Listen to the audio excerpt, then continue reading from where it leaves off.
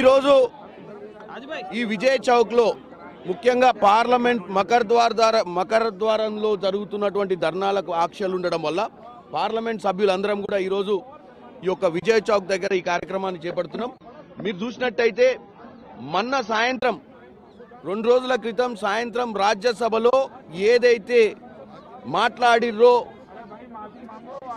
అమిత్ షా గారు రాజ్యాంగం గురించి, రాజ్యాంగం రాసినటువంటి అంబేద్కర్ గారి గురించి, అంబేద్కర్ ఉచ్చారణ చేయడానికి కూడా వాళ్ళకి ఇంట్రెస్ట్ లేదు అనేది క్లియర్గా క్లారిటీ కనపడ్డది. 75 సంవత్సరాల రాజ్యాంగ దినోత్సవం చేసుకున్నటువంటి పరిస్థితి ఉంది ఈరోజు ఇవాళ పార్లమెంట్ సెంట్రల్లో వింటర్ సెషన్ మొదలైనప్పుడు. అంటే అది కేవలం ప్రజలను తప్పుతో పట్టించే విధంగా మాకు కూడా రాజ్యాంగం మీద మాకు కూడా మర్యాద ఉంది, మేము కూడా రాజ్యాంగాన్ని నమ్ముతామని చెప్పాల్సిన పరిస్థితి ఎందుకు వచ్చిందంటే ఈ ఎన్నికలలో 400 సీట్లు వస్తే రాజ్యాంగాన్ని మారుద్దామన్న దురుద్దేశం 240 సీట్లతోటి ప్రజలు ఆపగలిగిర్రు. కానీ వీళ్ళ మైండ్లో కల్చితం ఉంది, వీళ్లకు విషం జిమ్మే ప్రయత్నం చేస్తున్నారు. రాజ్యాంగం మీద, కాంగ్రెస్ పార్టీ స్వతంత్ర పోరాటం చేసినటువంటి నాయకుల మీద, కాంగ్రెస్ పార్టీ చరిత్రను తుడిచిపెట్టే విధంగా వీళ్ళు మాట్లాడుతున్నారు అనేది ఇలా రాజ్యసభలో క్లియర్గా అమిత్ షా గారు మాట్లాడారు. దాన్ని తప్పించుకునే ప్రయత్నంలోనే నిన్న రాహుల్ గాంధీ గారి మీద కేసు పెట్టడం జరిగింది. రాహుల్ గాంధీ గారు నిన్న మకర్ ద్వార్ లోపలికి వెళ్తుర్రు. గతంలో కూడా మేం గత 10 రోజుల నుంచి అటు అదానీ విషయంలో కానీ, సంబల్ విషయంలో కానీ అన్ని విషయాలల్లో మేము అక్కడ మకర్ ద్వార్లో ధర్నా చేసేటప్పుడు ఒక పక్కన దారిచ్చి వాళ్ళని లోపలికి పంపించే ప్రయత్నం చేసినాం.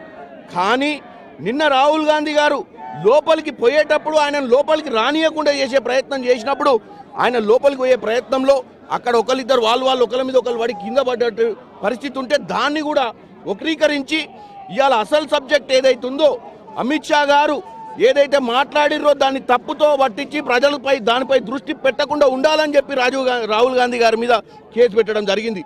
వాళ్ళ సొంత ఎంపీలతోటి కంప్లైంట్లు పెట్టిస్తున్నారు, ఎఫ్ఐఆర్లు కట్టిస్తున్నారు. ఇది కేవలం ప్రజలు అర్థం చేసుకోవాలి. ఇవాళ వీళ్ళు చేసిన తప్పుల్ని కప్పిపుచ్చాలి. ఈ టోటల్ పార్లమెంట్ సెషన్లో చర్చకు రాని విషయాలు ఏంటంటే సంబల్లో జరుగుతున్నటువంటి, మణిపూర్లో జరుగుతున్నటువంటి విషయాలు. ఈరోజు అదానీకి మోడీకి ఉన్న సంబంధం ఏందనేది కూడా చర్చకు రాకుండా ఈరోజు ఈ యొక్క కార్యక్రమాన్ని ముందుకు తీసుకుపోయారు. కాబట్టి నేను ఒక్కటే చెప్తున్నా, ఈ యొక్క ఎంపీలందరం కూడా గత వారం 10 రోజులుగా ఎంపీలందరం కూడా రోజు మేము ఒకటే అడుగుతున్నాం, మేము ఏ రోజు పార్లమెంట్ సమావేశాలను దానికి ఆటంకం కలిగాలన్న ఆలోచన మాకు లేదు.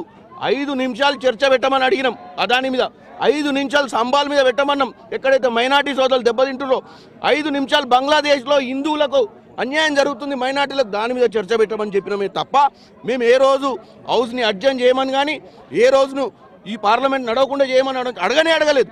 కేవలం వాళ్ళు కావాలని హౌస్ అడ్జర్న్ చేస్తూ మమ్మల్ని తప్పుడు ప్రచారం చేసే ప్రయత్నం చేస్తూ కాంగ్రెస్ పార్టీని దేశ ప్రజల ముందు కాంగ్రెస్ పార్టీని నిలదీస్తూ వీళ్ళు చేపట్టే ఇండియా కూటమి నాయకులు చేపట్టే పార్లమెంట్ నడవలేదని చెప్పి ఒక మెసేజ్ పంపించాలన్న పిచ్చి ఆలోచనతో వీళ్ళు ఈరోజు ఈ సెషన్ని ఏ కార్యక్రమం జరగకుండా చేసినటువంటి ప్రయత్నం చేస్తున్నారు.